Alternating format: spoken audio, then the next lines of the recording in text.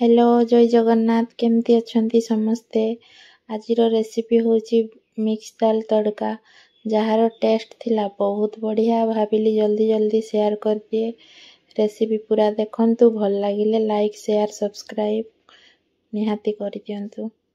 आसंतु start करिवा। मु प्रथमे एठी 4-5 घंटा भिजेई रखिथिली।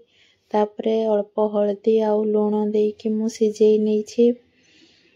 भल भाबरे एठी सिझी जाइछि देखंतु। तापरे मु एठी गोटे करेई बसेइकी मु एठी सरिषा तेल देइदेली। गरम होला परे किछि गोटा मसला पकेइली। तापरे चॉप्ड करिकी रखिथिबा प्याज को देइदेली। जल्दी हे जो बोली मु चॉप्ड करिकी रखिथिली। तापरे प्याज हे गला परे मु गोटे टमाटो काटिकी रखिथिली ताकू एबे पकेइली। आ गोटे मु बाटिकी रखिछि, अदा रसुण संगे बाटिकी रखिछि।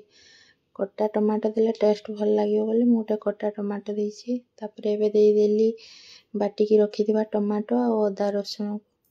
तापरे सेथिरे किछि लूण देली टेस्ट अनुसार। सिझला बेले देइछि तेणु अल्प लूण। एठी मु काश्मीरी लंका गुंड यूज करछि काहेना राग लंका पकेले म झियो खाइ परिबनी। तापरे मु एठी देइछि हळदी गुंड, जीरा गुंड, धनिया गुंड, गरम मसला पकेइकी भल से गळेई नेली। तापरे एठी कस्तूरी मेथी पकेइली। कस्तूरी मेथी देवा द्वारा तड़कार टेस्ट भल आसे तेणु मु एठी कस्तूरी मेथी पकेइली।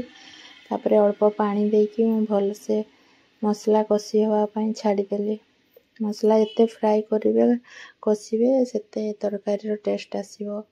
तेणु मु भल से एठी फ्राई करनेली तेल छाड़ीवा जाए। तापरे मसला एते बेले हेई आसला, तेल छाड़ीला हेते बेले मु एठी सिजेई रखिथिबा डाली को एबे पकेइली। तो पानी सुखी जाइथिबारु मु आउ टिके अल्प टिके पानी देली ग्रेवी पई, कारण रोटी संगे खाइबो सेति पई मु टिके पानी मिसेइली ग्रेवी हवा पई। आपण आपनको अनुसार पानी एठी यूज करि परिबे। तापरे मु गड़ेई की छाड़ी देली टिके फुटीवा पई। 5-7 मिनिट पई मु गड़ेई की छाड़ी देली।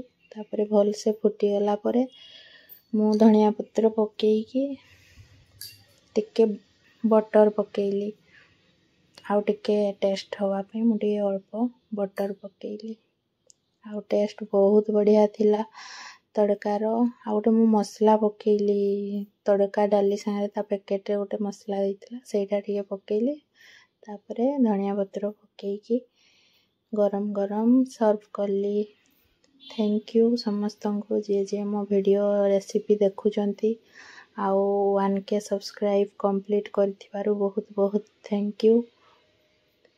लाइक सब्सक्राइब कर देबे। Thank you.